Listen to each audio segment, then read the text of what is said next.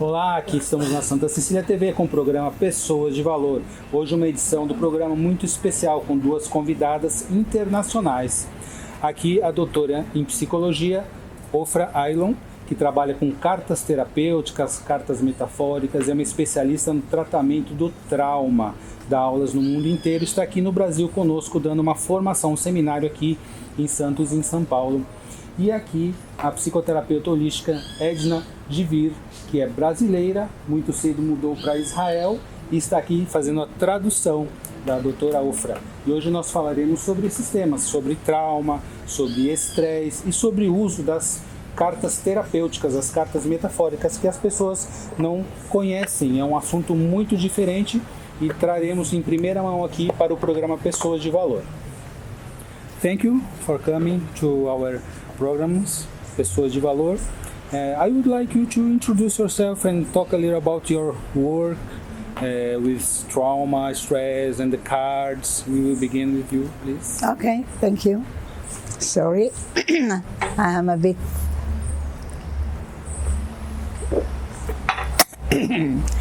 So I was born in Israel 84 years ago. I wouldn't tell. I know. What a surprise. I know. This is why I'm saying that.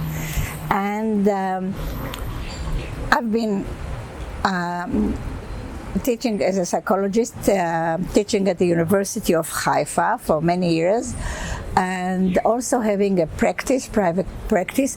And I start being interested in trauma since 1973, when we had a very big community trauma in Israel, and it triggered my need to address this. I couldn't go on to do the usual psychological work without looking into what happens to a community that goes through such a crisis as we had. What happens to the individual? What happens in families, because I'm also a family therapist. And what happens to children, especially to children in schools and out of school. So this was the trigger that got me into this deep sea of working with trauma. Since that time you didn't work specialized with trauma? Until then, I was still young and I was doing normal psychology. You know, I was a therapist, I was a professor at university, I was teaching, but I didn't face trauma until this time. It was in the time of the war, 73? It was 73 war, which shook us very badly. My grandparents were there at that time? They were in Israel. They were in Israel. So I was 9 and I remember because we were very worried here in Brazil. Right. Yes, we were in great danger. And what I found out, that though the trauma was really like an earthquake, it shook institutions, it shook communities, it shook families and individuals. But then I could see how we can grow from the trauma. And this became my idea fix, my obsession to find out how people grow from trauma. The resilience work. You know, how people break from trauma, everybody knows. But how do they grow from trauma? And this brought me to first to do research and to develop methods of helping people and communities and children and the educational system and other systems as well to start developing this kind of coping ability so they can grow from trauma. And what ideas did you have then? And what did you develop after that? First, I found out that people are resilient. Listen, we are a nation that went through Holocaust. Immigration, as you told me yourself, from all different parts of the world, coming to a place which is quite difficult to live in, Israel, though it's very beautiful, but life isn't simple. It was a desert, huh? It was a desert in the beginning. It's still one third of the country is a desert, yes. It took a lot of imagination to think that we could live such a normal life as we do now. When the first people came, my father and my mother came to Israel in 1924 as children. And they found nothing. They found nothing, and they started actually from building the roots. I was fortunate. I was born in Israel, so this is for a Jewish girl in the Holocaust, in the World War II. It's a blessing. This has saved my life, and also I felt I owe something to society, to give back the fact that I was safe while other children my age, I remember I was 9 years old when the war ended, I felt guilty. I felt I needed to give them something back. It took me years and years until I came into my own senses and I started developing the programs that I was teaching here in Brazil. I've been teaching all over many countries. I lost the count already. And what I found out, as I said in our workshop, people may be different in color, in shape, in dress, in language, in habits. Inside, we are all the same. So this made it possible for me to develop one program that can adapt to so many cultures, ages, gender, family situations. This is how we use my COPE cards in my basic PH program.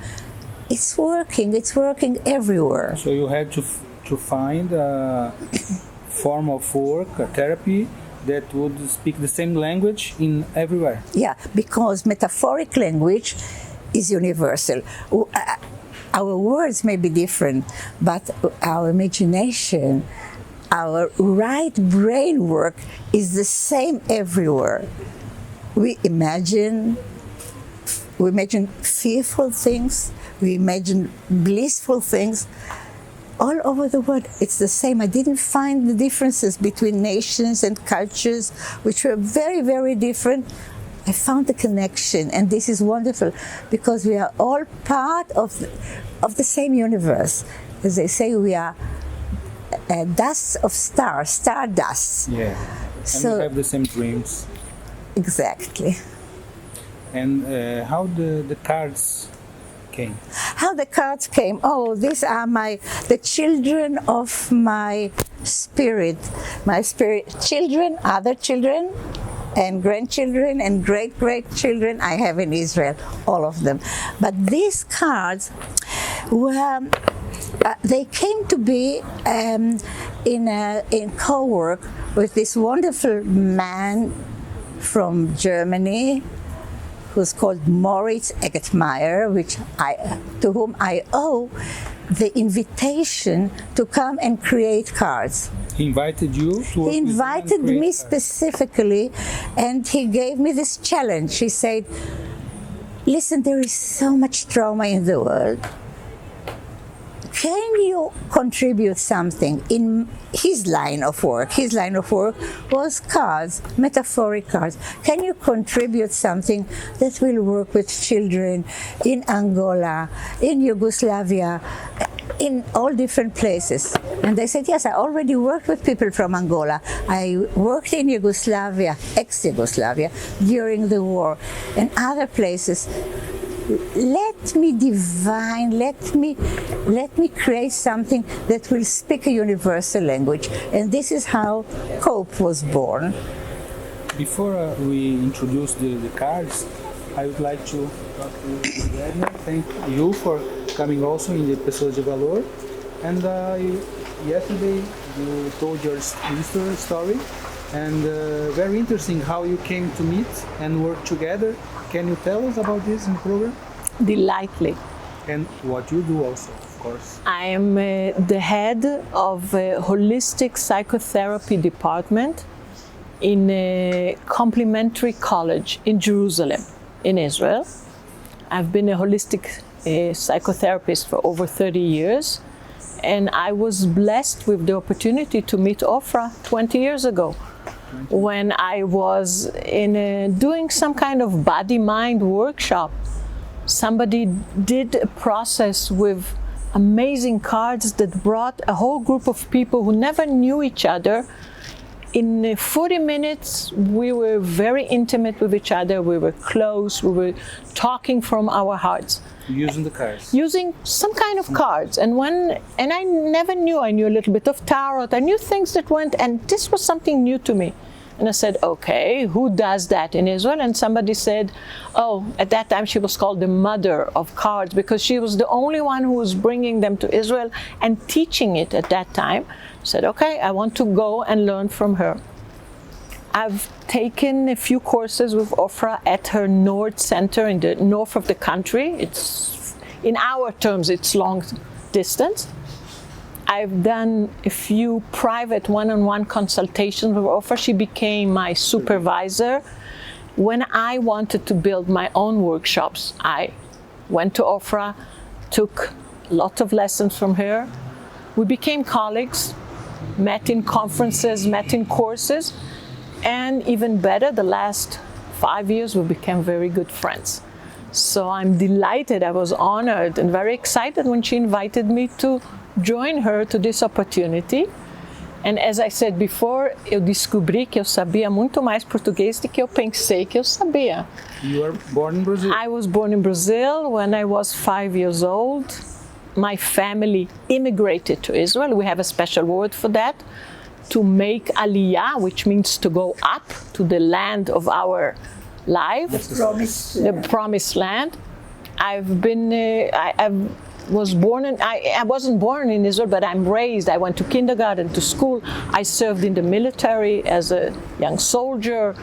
I've learned psychology. I've done my training. And I am, the last 15 years, I give a yearly course of therapeutic cards for students to work for a long time and prepare them to be practitioners working with metaphoric and therapeutic cards. Very interesting. Thank you. Vamos fazer pequeno intervalo e continuaremos com esses assuntos muito interessantes já no próximo bloco do Pessoas de Valor. Fique conosco, voltamos já.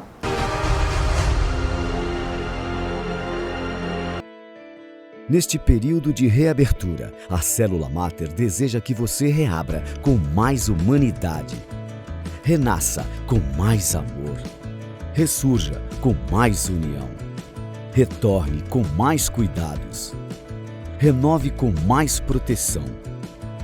E realize com mais parceria. Afinal, a saúde não pode parar, nem você.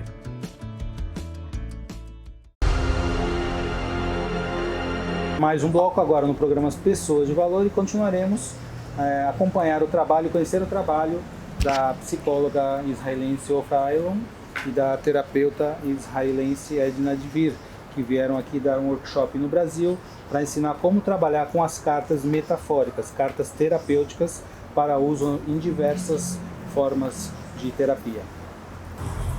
Ofra, can you teach us about the cards and how you created them, how they work? What is a metaphorical card? Working with metaphors is, first of all, is really trusting our imagination, and then the next step is projecting our inner life on something else. This is not new, it's been known for ages.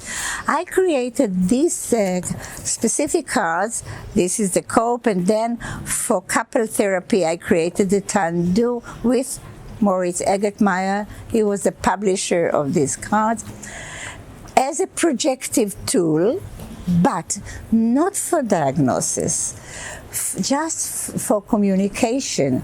The first phase of communication is that the person communicates with him or herself, then communicates with somebody else. It can be a group member, a family member, or a therapist. And the idea about of the cards is... Can you show the cards too? Oh, these are... Camera? Yes, these are lovely cards. For example, this is a symbol of emotion and of sharing. And this is another symbol. As a matter of fact, this is a photograph of my daughter with her dog.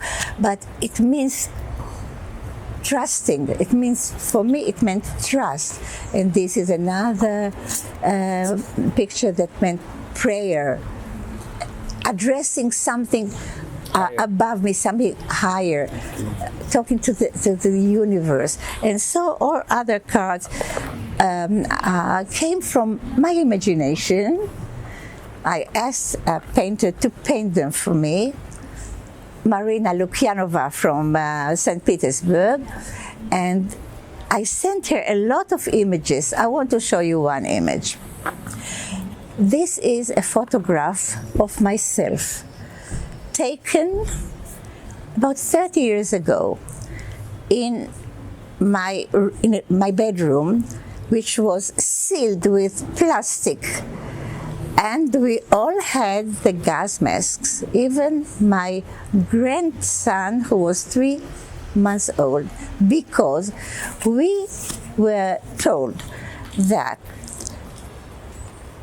from Iraq we are going to get missiles sent to us everywhere in Israel. Israel is very small, and the missiles travel a long way, and that they want to gas us and kill us. Same thing as the Nazis did to Jews. They want to continue the... There was a threat of a gas bombing.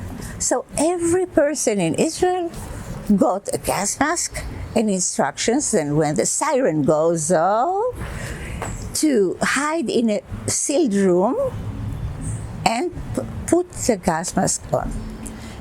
My daughter was pregnant, 9 months old. She had to give birth any moment. The siren went on. Another grandchild was 3 months old. We were all sitting in one room, and I decided that I must lighten the atmosphere. So I start doing different movements to make other people laugh while their heart was pounding very much. In that situation, you can't lose your humor. Yeah. Humor. Lighten the exactly. Humor is a great help in coping with stress.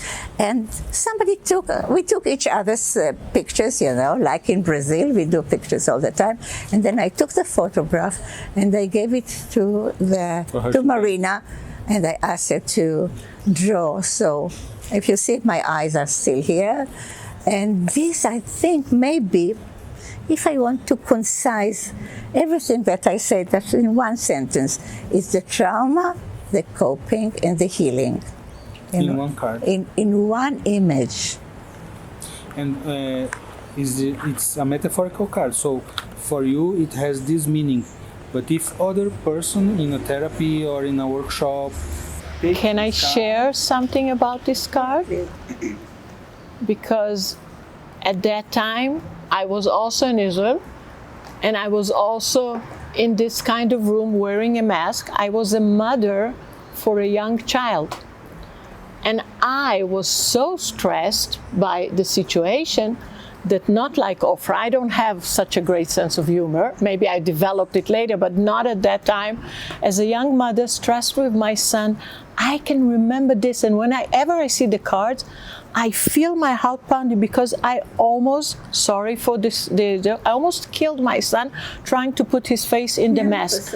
I was so tensed, I was so frightened. So whenever I see this card, and this is the power of metaphorical cards, because they evoke different memories, different meaning, different interpretation. And I'm sure that somebody who is not from our country and our culture will react to it completely differently. Yeah. But the power of the image is so strong that it can be emotionally understood and open a door to your inner self, very different to each person. I would like to reinforce this, for you to say to us the difference between the talk therapy and cognition and the images, because they work complementary, but each one has one approach and has one result. So when you say words and when you think about it, or when you see a picture and you make a metaphor about this, how a therapist works with a patient with these two kinds of approach? I try, whenever possible, as I was taught by Ofra, first of all to open with the images. Because the language of images was the first language we as human beings had as babies before we learned to speak. So our soul is full of images, of colors, of pictures. That we don't remember. That we don't remember or that we are unconscious of. So whenever I work with somebody, I open for him first the images. Even if I have word cards, or even if sometimes there are words on the card, I always try to direct the person, first connect yourself to the image. And then after your heart opens, because images are the language of the heart, then invite thinking, then invite cognitive processes, then use words, try to explain. So this is also a great tool also for developing emotional intelligence, because emotional intelligence is the productive, effective way of balancing between cognitive and emotion. So you say the card, the metaphor, the images are the language of the heart. The heart, and the words are the language of cognitive. So you help a person recognize, you help a person... When you integrate both? When you integrate, or when you help the person understand where he is best at and where he might develop, maybe. And you can see when you put cards on the table and you put a group of cards of images and words, you can see how some people will go first to the word and then they will look for the image because they're more cognitive, and other people will go first to the images and then to the word. And by projecting to the person later on and telling, pay attention, which one did you choose first? What was more calling you? You also help the person to realize his potential, his place of work. So it's another effective way to help people to better be aware of their own abilities and processes. Wonderful, and very effective, huh? Much more effective than hours of therapy, I think. And I am a therapist also, because it's quicker. I call it a hook. It's like it's a hook that goes under you, under the water, picks up stuff from the unconscious and bring it up. So and it's like... When you see this, you have the opening of the consciousness. Yes. And our role as practitioners, as therapists, is not to tell the person what he sees, is with not the right... no interpretation, no judgment, no analysis, nothing. This tool is about being a good question person. If you know how to ask good questions, you will help the person to get his own best answers. So we say that the person who holds the cards, he's the one who knows the truth. Or she. Or she. You only help him or her to go along. To go along, to open options, to see in the card more than one way, maybe 3 or 4 or 5. Because in one image you can have a lot of meanings. Lots of significates for his work, yes. How do you develop such a great number of different cards? How do you do this? Imagination is the key, but what do you do also? I'm sure that I harness my knowledge, my understanding of the human psyche, the needs. I focus on the needs. For example, here in the Tandu, I focused on all the different varieties of couple relationship. Man and woman, man and man, woman and woman, loving relationship, angry relationship, no relationship. And I asked the painter to do all these different variations. Now when I work in therapy with couples, I ask them this question. Please choose one card that represents a kind of relationship that you don't want to have, something that repels you, disgusts you. Put it on here. I ask each of them separately, each of the partners. Then I ask, please now choose the card of an ideal relationship. They put it here. Now we start working. Of course, each of the partners can look at the choice of the other partner. There is a talk, there is explanation, they explain. And then here comes my other deck, the bridge. I say, bridge.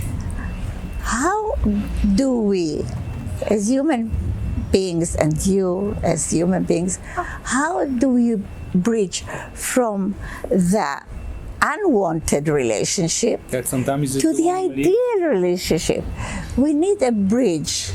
So I let them choose a bridge that will help them. Some kinds of bridge there? I let them choose a bridge.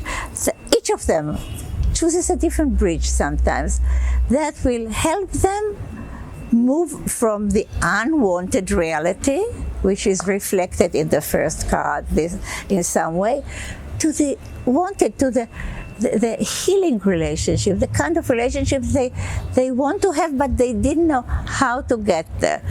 By standing on the bridge, by being there, physically, mentally, spiritually, with imagination, they get the hope that this passage is possible. And now the therapy goes on. It's part of the therapy. If you have a bridge, you can, in coaches, also. Yes. You go to somewhere you maybe don't like, to a place you desire, you wish to go. Sometimes I ask, this is reality, and this is what you have, and this is what you want to have. Okay, and they explain. Instead of complaining about each other, they talked about the card, which really makes the atmosphere so much better. And then I give them the hope. The bridge is their hope.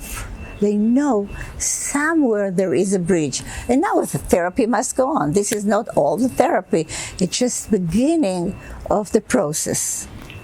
Very helpful. Very powerful. Also, it bridges between, I work with different, what we call enemy groups, Jews and Arabs, other places where there are war and social strife.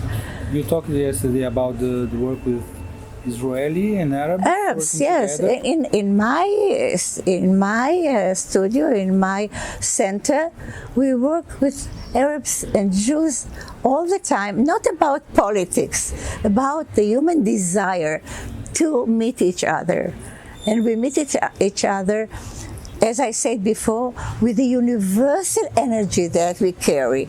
And this is also a symbol that it is possible. If you have a bridge, you can connect. We started, and I asked, where are you on the bridge? If you are here and you are here, maybe you meet in the middle, or maybe you fall down to the water. Will the other person rescue you? There are so many questions that you can ask about bridges. But the word bridge, I think, holds a lot of hope in it. Yeah. Well, foi assunto muito interessante, daria para continuar realmente por muito tempo. Pudemos conhecer um pouco do trabalho muito interessante e diferenciado com as cartas metafóricas, com as cartas terapêuticas. Agora estamos infelizmente caminhando para o encerramento do Pessoas de Valor, esse programa fantástico que contou aí com a presença dessas duas maravilhosas terapeutas internacionais, e nós queremos agradecer a elas pela disponibilidade e ao organizador aqui do workshop, que foi o Washington, que trouxe as duas aqui para Santos para ministrarem para nós esse workshop com as cartas metafóricas, as cartas terapêuticas. E semana que vem estaremos aqui com um novo programa, e até semana que vem.